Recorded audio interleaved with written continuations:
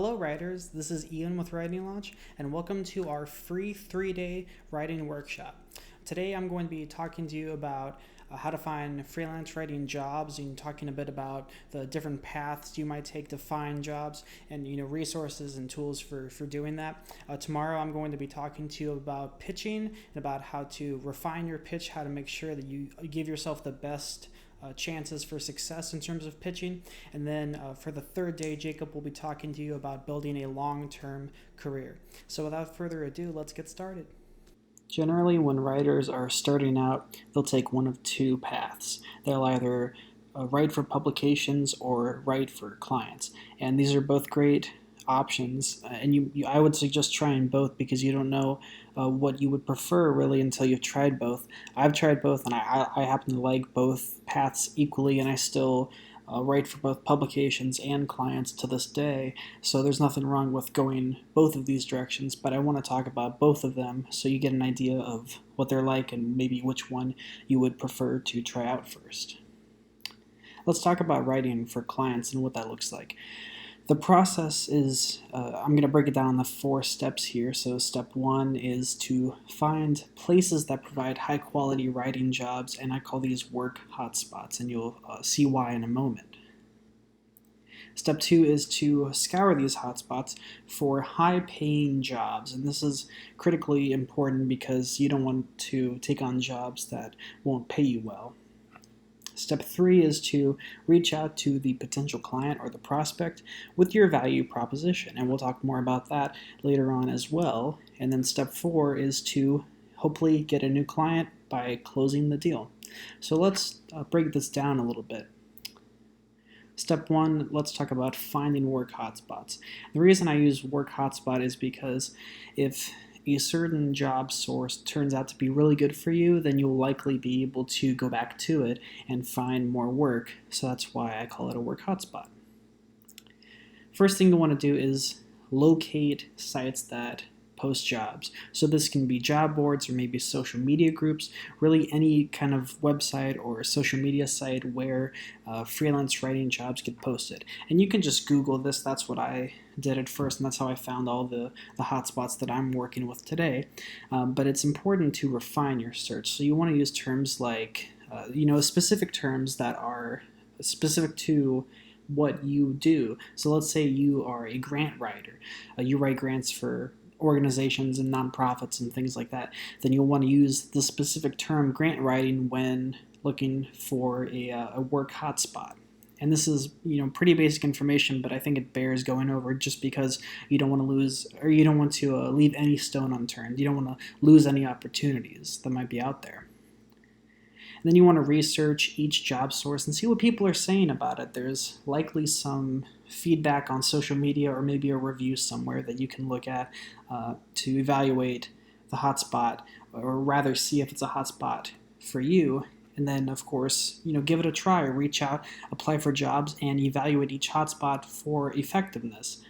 And it bears noting that not every hotspot is going to be right for every writer. So what may work for one writer may not work for another. It's all about the type of work you do, and about the niche you're in and factors like that. So even if a hotspot doesn't seem like it's going to be good for you, go ahead and give it a try.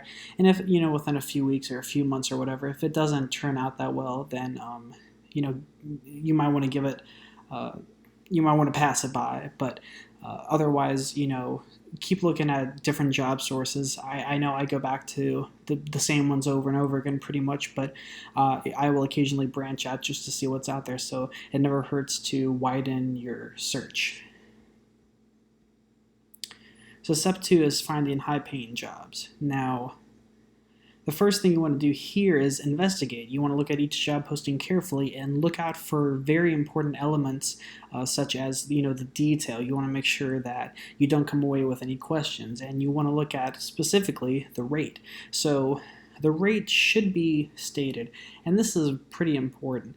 Now, to be completely transparent, this is sort of a rule that I allow myself to bend. It all depends on what the post seems like. So if it seems like it's a really good post and it seems like it's really within the niche that I want, if it's a job that seems like I would be really good at, and it doesn't disclose a rate, and if it seems professional, that's a big one. If it's well written, no typos, all that stuff, then I'll likely give it a shot and send in a message. But I usually won't give it as much notice as I would for a post that tells the rate and has all this detail. But I think it's worth noting that you don't always have to follow this rule strictly. Just bear in mind that you will have a higher rate of success, and it will be a more sure thing when you respond to a post that has the rate specified. Now you want to look at the scope, and you want to think about how specific it is. So if you're uninitiated with the term, scope just means the extent of the work, because it means how much work you'll be doing, the duration, the timeline, etc. That should all be clearly defined and outlined. If that doesn't happen, or if if it's not written really well and clearly, then you can experience what's called scope creep, and that happens. And when that happens, the client will often ask you to do extra stuff, and they'll kind of, fit it in there, and they'll say, "Well, I know I didn't initially ask you for this, but it's kind of related. So can you do this for me?" And they'll just keep asking for more and more, and it's usually stuff that you didn't agree on, and in the end, it can usually far exceed the initial scope of the work. So you want to make sure that's defined from the outset. And you also want to look at reputation. You want to research the company behind the job posting or the person and see if they have a good online reputation. Just make sure they're legit. Step 3 is reaching out to prospects. This is where you actually have to send them a message, drop them a line, and it's a lot easier than it seems. When you're reaching out, you really want to focus on value and solutions. And this is something that I preach a lot because it is so important.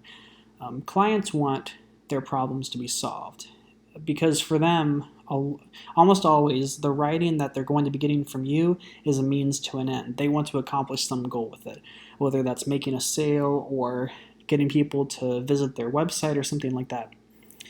They want value from you. They want you to solve their problems. And so if you can focus on that in your message, then you'll have a much higher chance of landing the job. And you'll probably be a lot better of a candidate than a lot of other writers who are also reaching out. And to do this, or at least in part, you want to address their needs in detail. How are you going to solve their problems? What specific benefits are they going to get from working with you? And keep it simple, limit yourself to a few short paragraphs, about 2 to 3 short sentences each. Don't make it too long, but tell them everything they need to know.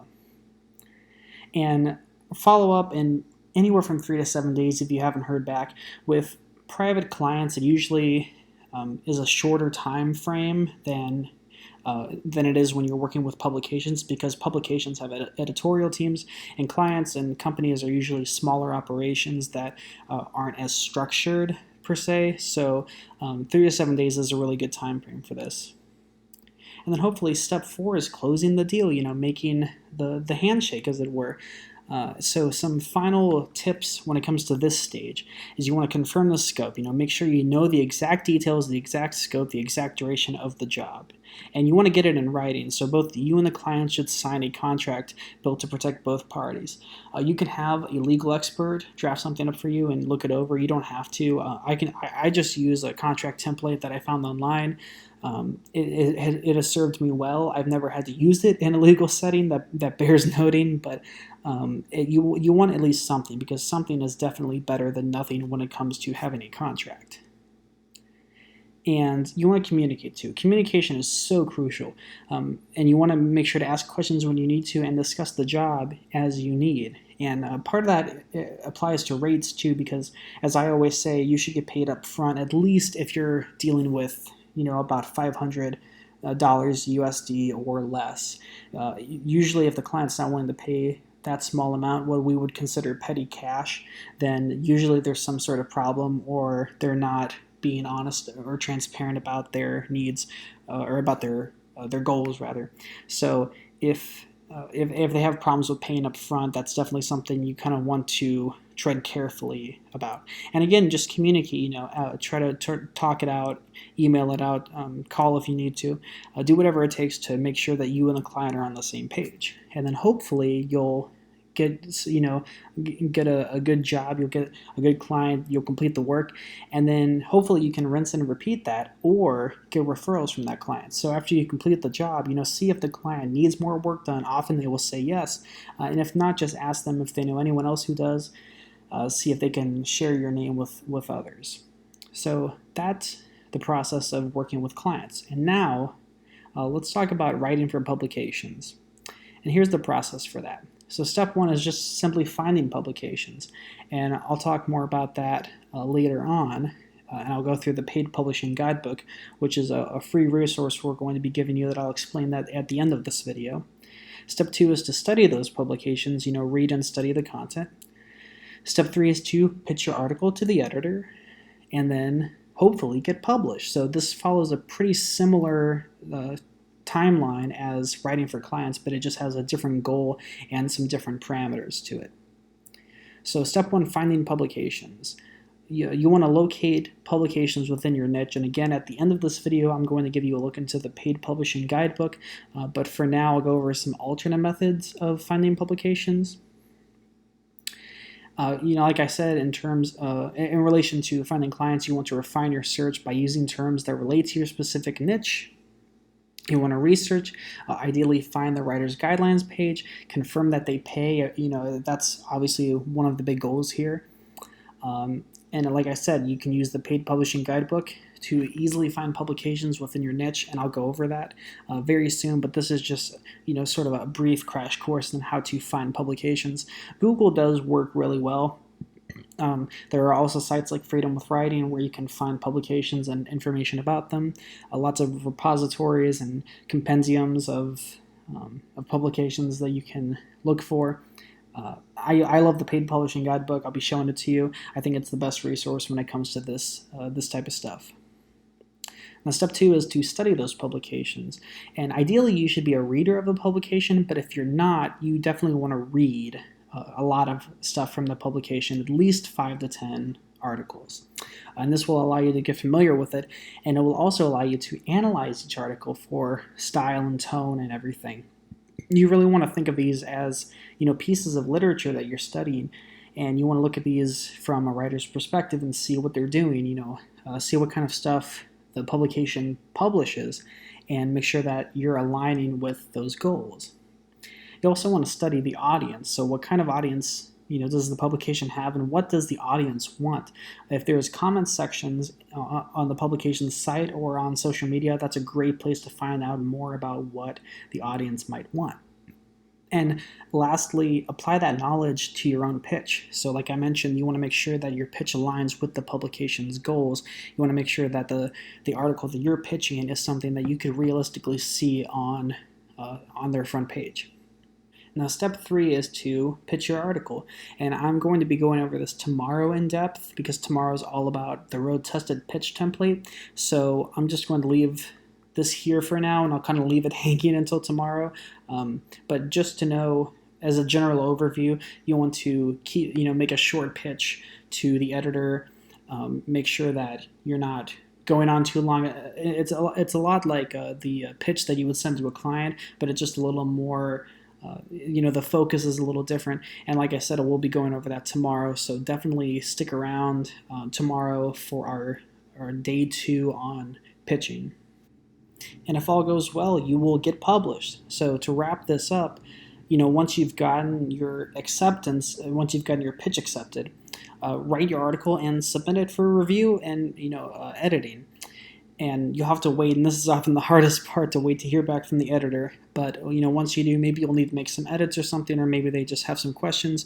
Wait that process out, work through it, and then once it's published, you can share it on social media with friends and family and just sort of bask in the glory of it, and definitely add the article to your portfolio. And then you can consider submitting more to that same publication, because now you sort of have a foot in the door with that publication, so they're much more likely to publish you again. And of course, if that doesn't happen, no big deal, but it is worth trying, especially if you like that publication.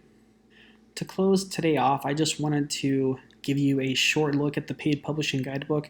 This is a free resource that we're going to give to you today, and like it says, it has 954 different publications that pay writers. Now, our focus here is, of course, mostly online publications, but there are a lot of, both online and print publications here. There's some case studies, there's some information about pitching, there's an FAQ section, and then this is my favorite part. It's categorized by niche and market. So let's say you want to write about art and design. You can just click that and it will take you right to it, and it gives you information about all different kinds of publications and direct links to their writer's guidelines. So then you can click on these blue links, or they're purple if you've visited them before, and you can look at the writer's guidelines. You can see if that's a publication you'd be interested in. And I love the descriptions here, because they're short enough to where you don't have to spend a lot of time to get an idea of what the publication is about, but it also tells you everything you need to know. And like I said, this is yours free. There's so many publications. I mean, I can just scroll through and through. And this is really the resource that I wish I had had when I started out, because I had to do all this work manually when I started out, and we're giving this compendium to you for absolutely free. So I hope this helps you in terms of finding publications. And like I said, tomorrow we'll talk more about pitching, but for now, I hope you enjoy this resource, and it's fantastic. I really can't speak highly enough of it.